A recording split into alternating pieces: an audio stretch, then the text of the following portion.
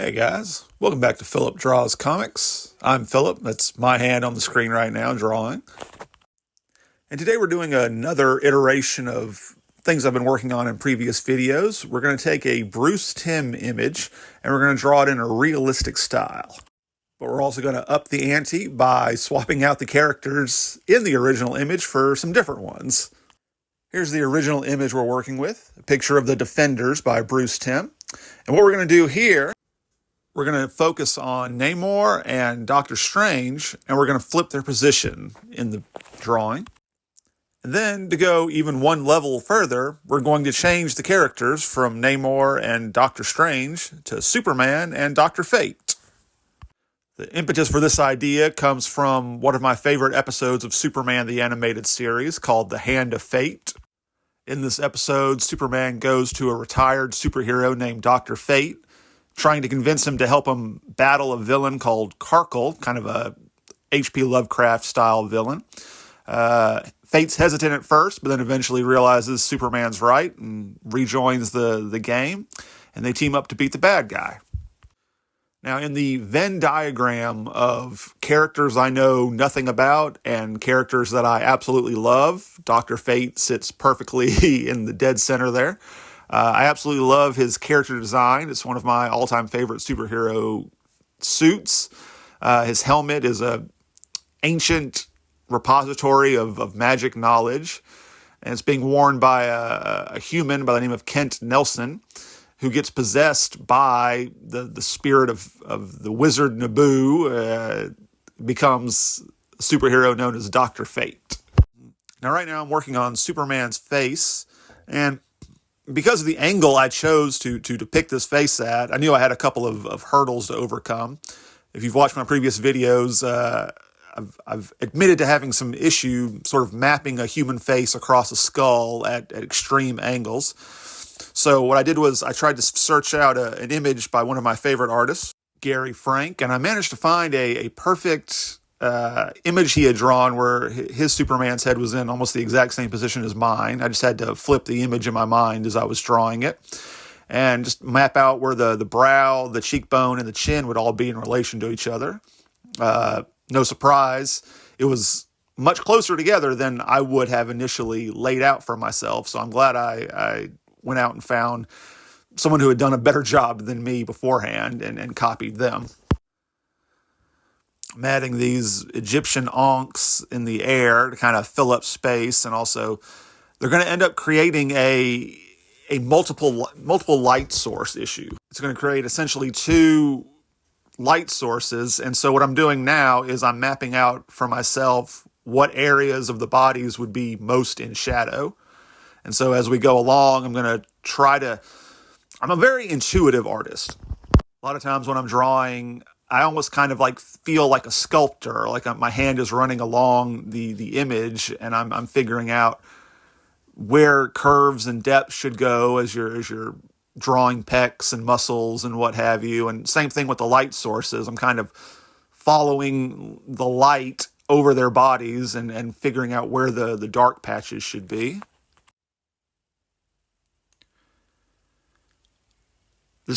I didn't actually use any Jim Lee images as reference for this drawing, but the Superman came out very Jim Lee-ish to me. I think that just comes from years of looking at his work. It just sort of, my mind automatically goes to the way he draws outline. He outlines a body and the way he shades and sketches the interior muscles.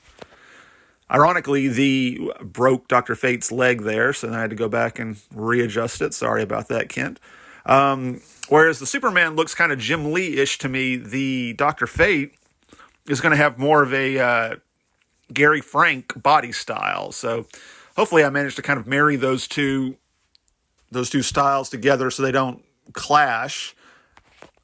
But overall, I think I did a pretty good job here by the end of the video. I did an interesting thing when I was thinking about the capes as I was drawing. Superman's cape has less lines in it. I imagined it as like a thicker, heavier substance. But Dr. Fate's cape, I put a ton of wrinkles in to kind of give it a weird, almost like organic feel like it was a living creature sort of wrapping around Fate's body. If you've been watching my previous videos, the two things I seem to have the most trouble with is drawing hands and drawing faces. And the one thing I've sort of learned from going back and watching those videos is that I think I have less of a problem with it than I think I do. What actually happens is I second guess myself and I erase a perfectly good first attempt and overwork it and end up making a monstrosity out of it. So in this video, I'll be shocked to find by the end of it, with the hands and Superman's face, first try, best try. I just sort of trusted my instincts and let the first drawing be good enough rather than destroy the paper by erasing it 27 times.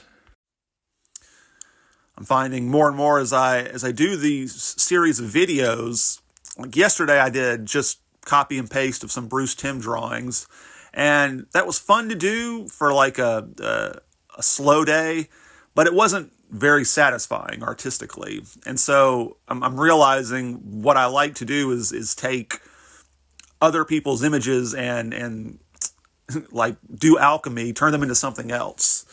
And so I like, for example, this particular video using Bruce Timm poses, but pretty much just those body poses are all I take from that Bruce Timm image, aside from the fact of having Superman and Dr. Fate team up, which came from a cartoon show Bruce Timm worked on. And then going back and doing different art style for the muscles and the hair and clothes and everything. I like to think I adjusted just enough parameters to make it into something, a completely separate image. That said, to me, part of the game here is to keep as much Bruce Timm as possible in the image. For example, if you look at Superman's hair, I'm making an active choice to keep that more blocky style of hair as opposed to an actual locks of hair flowing in the wind. It has the same shape as a Bruce Timm Superman haircut, but I think it overall works better than if I had kept that Gary Frank style of drawing Superman as a three-dimensional Christopher Reeve clone. Going back now and adding shadows to the body using that double light source, I think it worked out pretty well.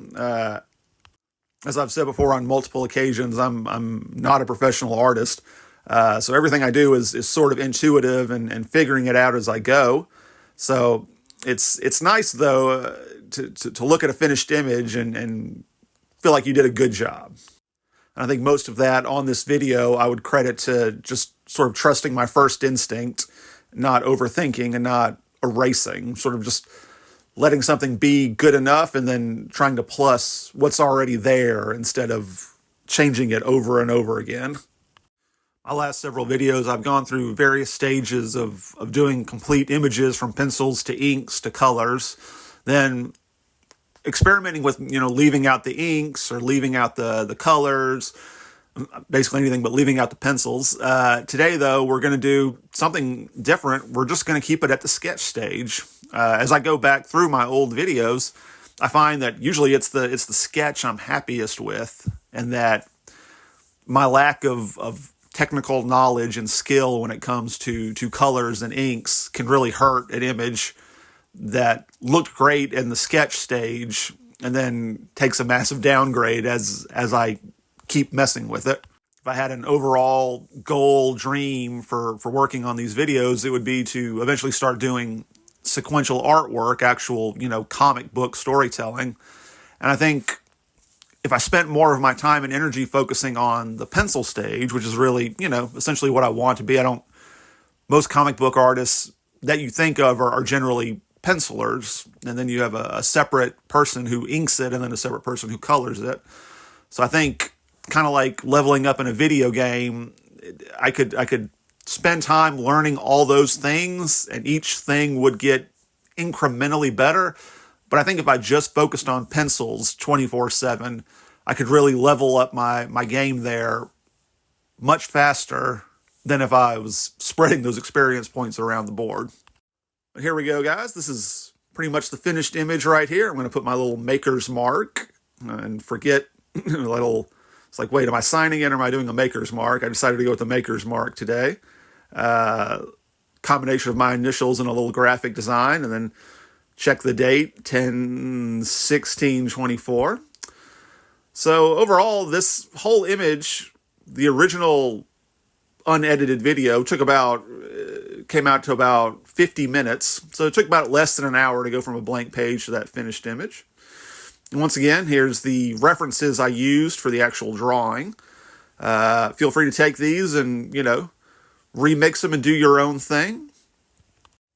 I really feel like I hit on the combination of factors that I like best. So I think going forward, a lot more of these videos are going to have this kind of format.